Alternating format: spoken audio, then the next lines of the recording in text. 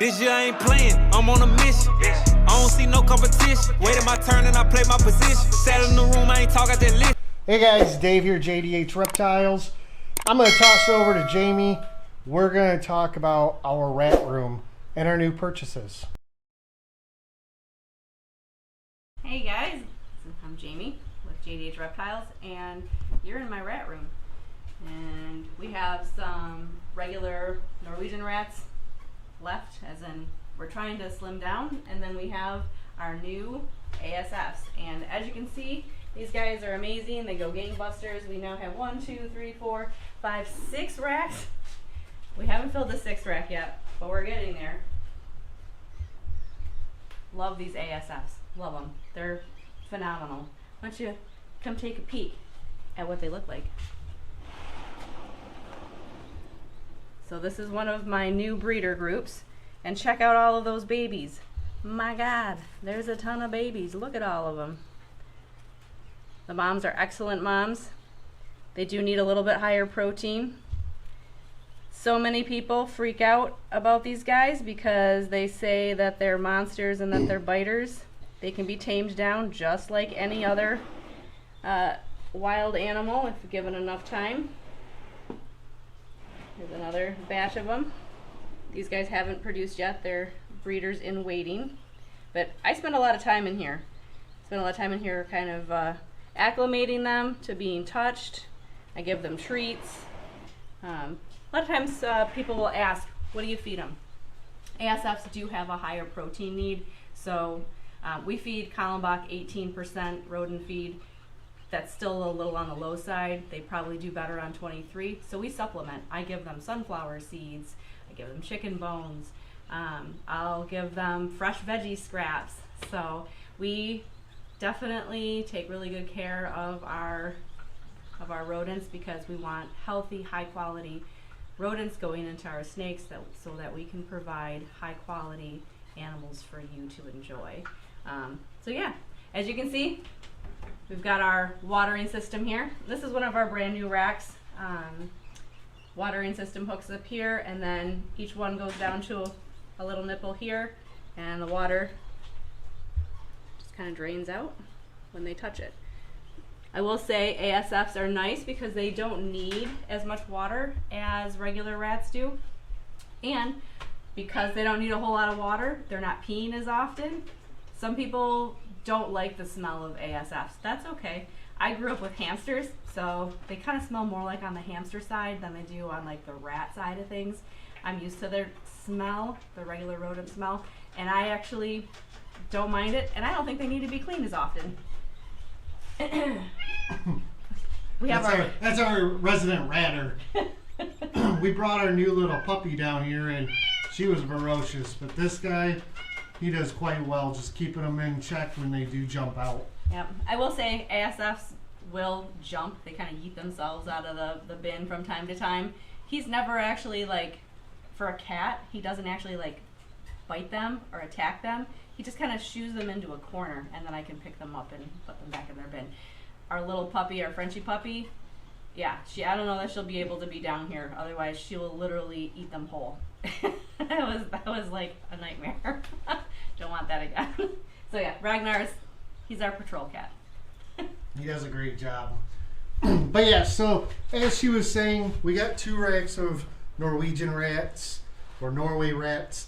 We're gonna be slimming those down. Probably what you thinking? Like next year we're gonna start? Yeah, it'll probably be end of January, maybe mid-February. By the time we'll have enough of our ASFs built up to where I can consistently provide enough to feed the entire collection.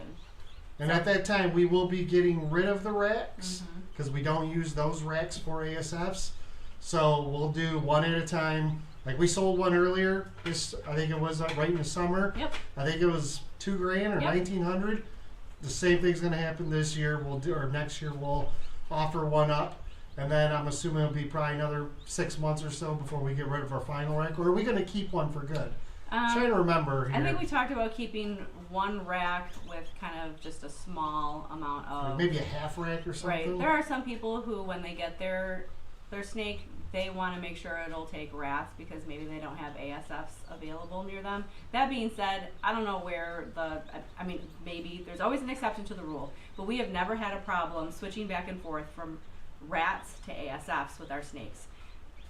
We just don't have that problem. So usually if a snake will take a rat, it'll take an ASF, and then it'll switch back and take rats. But there are people out there who just want to feed rats, and they prefer them to be swapped over to rats and know, you know, in good conscience in their mind that their new animal is going to take what they offer.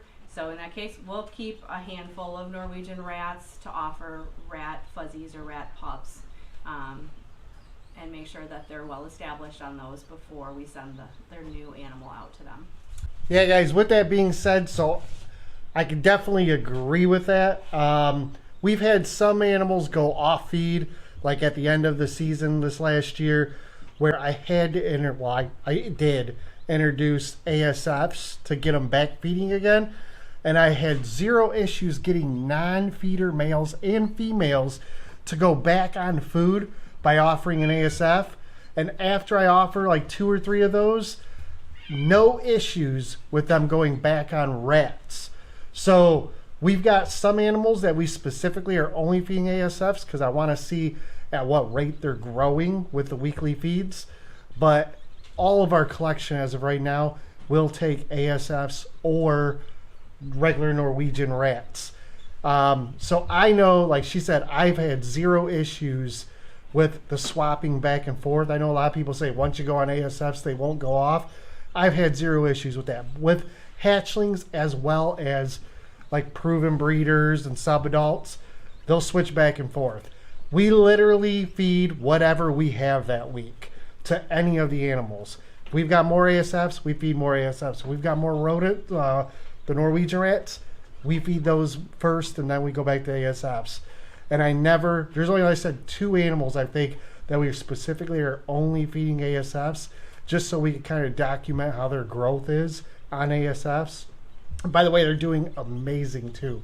But yeah, I don't know where all that came from. I'm not saying it can't happen, but we've had zero issues with it.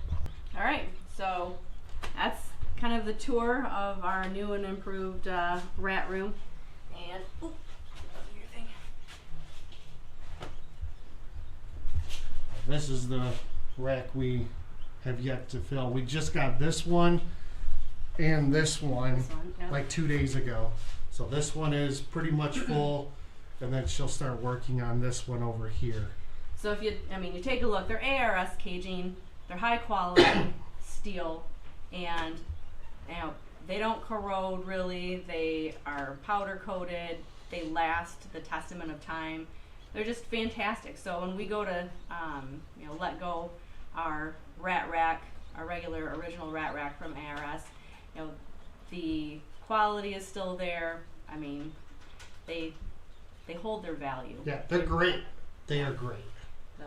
And these are, by the way, for people who are going to ask, these are the ARS 2020 racks. So ours are shorter because Jamie's short. Because I'm 5 And foot. she doesn't want to reach above her, which makes sense, especially dealing with rodents and jumpers. So we split them. So what we actually purchased, just so you know, a 2020 will be 10 levels tall. So we order a 2020. We order another wheelbase, which actually comes with a level. It comes with 2 tubs. And we order 1 additional level. That gives us a total of 12 levels. So she runs 6 on all of them. So 6 here. That's the additional wheelbase. That's the additional level. Makes 6. That's how we run all of our racks. Now the rodent racks, same thing. These are all, 6 tall. So when we sell one, we're going to sell a 6 tall. Yep. Unless we decide to split it down. If we're going to keep like 3 or 4 levels of this other one, maybe we'll sell like a 8 or 10 tall. And that'll be how we'll do that. We'll talk about it as things get Closer. Yeah. So, I really don't have anything bad to say about ASFs. There's maybe one exception, and that is I like a clean floor. It drives me crazy that these ASFs, they love to push around their bedding, and they actually shove it out of their little, you can see there's bedding that's coming out. They push it out, and then it ends up on my floor. Every single day I have to come in here and sweep. So Yeah, this literally is from like last night. The floor was spotless last night when I came in here. This is what they did overnight. So other than that, I mean, I guess that's one minor thing to be annoyed at is they're kind of messy. I don't think they necessarily eat any more than say regular rats do, but their water usage is a lot less. So for those people who have problems with the ammonia smell of rats, you're not going to have that with ASF. So I love them. I'm so glad that we decided to give them a try, and they're breeding like gangbusters, and our snakes are happy and healthy on them. So we're going to continue to do more. So thanks for stopping by and checking out my rat room. If you guys have any questions, feel free to drop those questions in the comments below. I don't always check the YouTube channel. It's more like Dave's thing, so he'll answer or he'll ask me and he'll get an answer for you. So thanks, guys. Awesome, guys. Appreciate it. Have a good day.